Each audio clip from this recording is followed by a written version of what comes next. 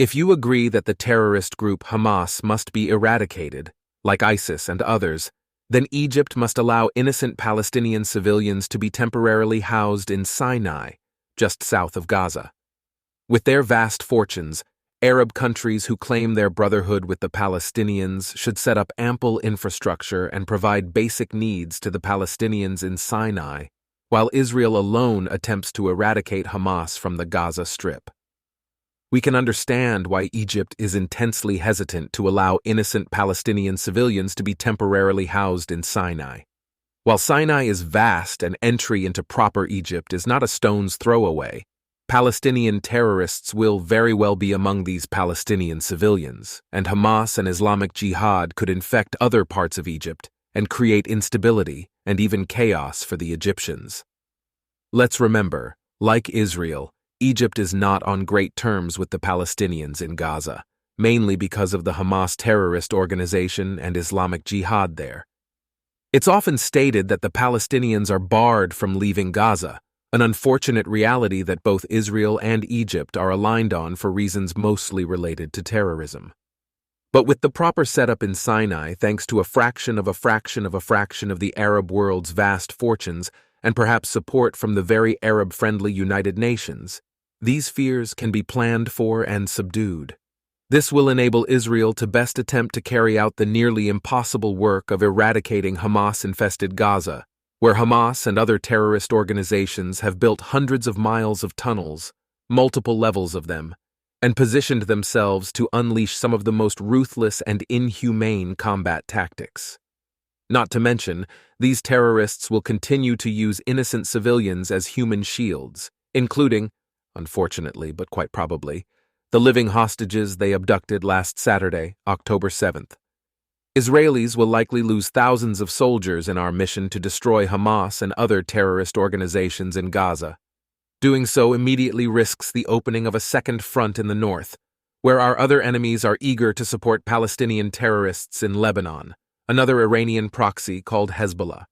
This second front could also lead to mass devastation in Israel. Some Israelis will blame Egypt and its Arab partners for not helping Israel eradicate Hamas with minimal damage to Palestinian civilians, but many Israelis, including myself, will not blame them. The Arab world has never really been our partners, and to expect them to change now is naive. Yet many Israelis, including myself, are still very much ready to engage with the Arab world when they're ready to genuinely engage with us, to ensure long-term peace and prosperity for the entire Middle East and all of its non-terrorist players. As Golda Meir, a former Israeli prime minister, so aptly said, "We can forgive the Arabs for killing our children, but we can never forgive them for forcing us to kill their children. We will only have peace with the Arabs when they love their children more than they hate us." If Egypt and its Arab partners don't ensure the safety of Palestinian civilians from Gaza, by temporarily allowing them shelter and other basic needs in Sinai while Israel attempts to eradicate Hamas in Gaza, many of these Palestinian civilians, including children, will die. And make no mistake, this will be Egypt and the Arab world's fault, and this justifiable blame can even be placed on the increasingly laughable United Nations. Yet, the traditional media, social media, the United Nations and the Arab world will blame Israel for endangering Palestinian civilians. The situation across the traditional news outlets and social media is rapidly becoming anti-Jewish. Anti-Israel is anti-Jewish because Israel is the Jewish homeland.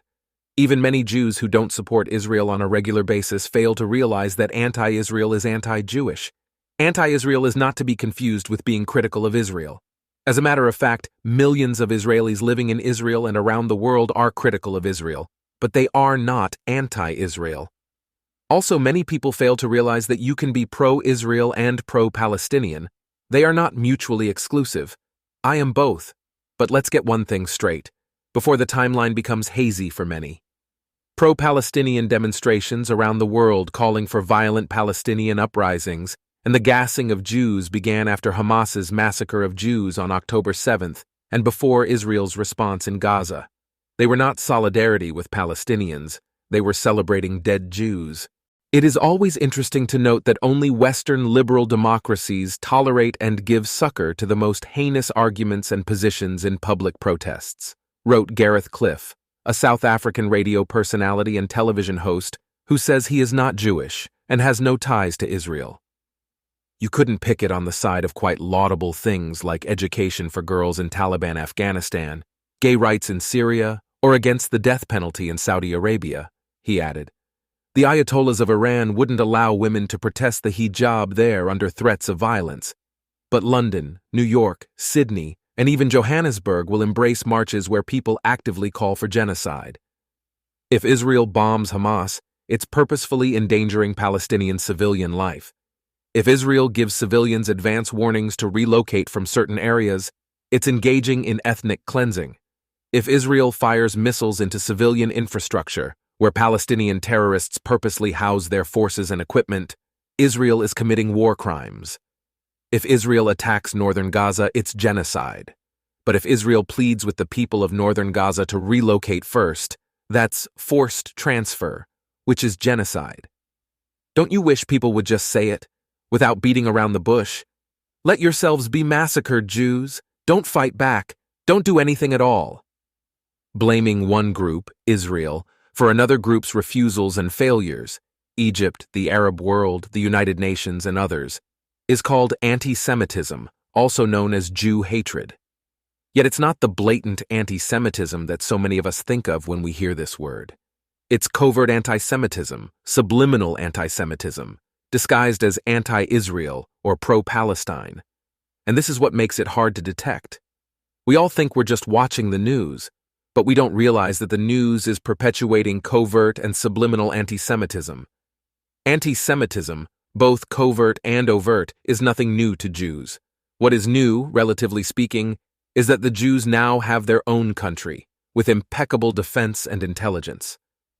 Israel will not be limited by its capabilities, but by international opinion and politicians who are driven not by peace, justice, and ethics, but by appeasing their pro-Palestinian voters so they can count on their votes in future elections. As a dual Israeli-American citizen, I personally worry that the Biden administration's base of Democrats will quickly turn his administration from pro-Israel and pro-Palestine to predominantly pro-Palestine, against the backdrop of the next U.S. presidential election in 2024, which Biden and the Democrats obviously want to win.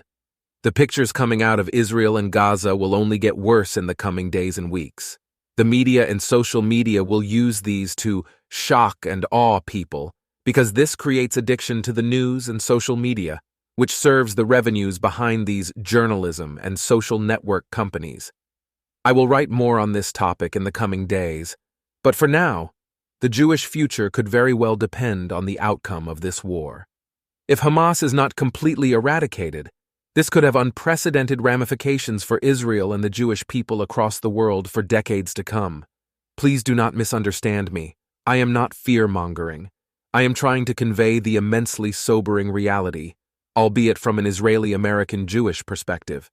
Jews across the world ought to be united against terrorists who vow for our annihilation, and we need our non-Jewish family and friends to stand with us side by side, no matter how nasty or seemingly hard-to-stomach things become in this war. Let me be clear. I am only advocating for war against the Palestinian terrorists and those who directly and indirectly support Palestinian terrorists. I am also advocating for a two-state solution between the Palestinians and Jews, still trying to barely believe that this option is realistic and genuine on all sides, even as the reality staggeringly suggests otherwise. But I will not sacrifice my Judaism and my people at the expense of double standards and covert prejudices that have plagued us Jews for thousands of years. For now, it's no big mystery that this has nothing to do with the existence of the State of Israel and everything to do with Jew hatred, that great festering wound in the side of humanity from which all prejudice flows, Gareth Cliff wrote. It has been there for thousands of years, and every time we think it has healed, some monstrous collective claws it open again.